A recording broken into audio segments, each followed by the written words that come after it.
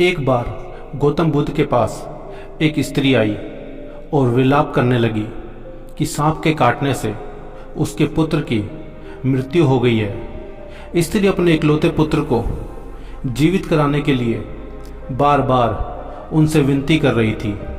बुद्धदेव ने उससे प्रश्न किया, क्या तुम नहीं जानती कि इस संसार में जो भी जन्म लेता है उसका एक दिन अंत होना निश्चित है। उस स्त्री ने कहा, हाँ अच्छी तरह जानती हूँ, मगर आप पहुँचे हुए महात्मा हैं और आप में इतनी सामर्थ्य है कि आप मेरे पुत्र को जीवित कर सकते हैं, इसलिए मैं आपसे याचना कर रही हूँ। मेरा ही वह बेटा मेरी इकलौती संतान थी।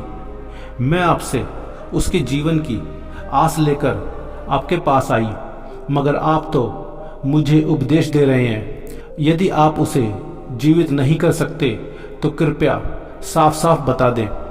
बुद्धदेव ने जान लिया कि पुत्र वियोग में शोकमग्न इस स्त्री को समझाना कठिन है।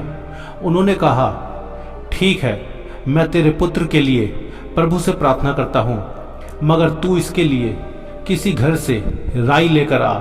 लेकिन इस बात का ध्यान रखना कि जिस घर से तू राई लेकर आए उस घर में कभी किसी की मृत्यु नहीं हुई हो। स्त्री के मन में आशा का संचार हुआ। उसने सोचा कि राई तो आसानी से प्राप्त हो जाएगी, लेकिन वह जिस घर में जाती वहां यही जवाब मिलता कि उसके घर में किसी न किसी की मृत्यु अवश्य हुई है। वह बेचारी थक गई, लेकिन किसी भी घर से राई नहीं मिली। उसे इस बात की समझ आ रही थी कि मृत्यु अटल एवं वंशभावी है और उसका सामना किसी न किसी दिन हर एक को करना ही पड़ता है। थक हार कर वह बुद्ध देव के पास लौटी और उसने बताया कि उसे कोई ऐसा घर नहीं मिला जहां किसी की मृत्यु नहीं हुई हो, लेकिन अब अन्य लोगों के समान वह भी इस दुख का धैर्य और साहस पूर्वक सामना करेगी।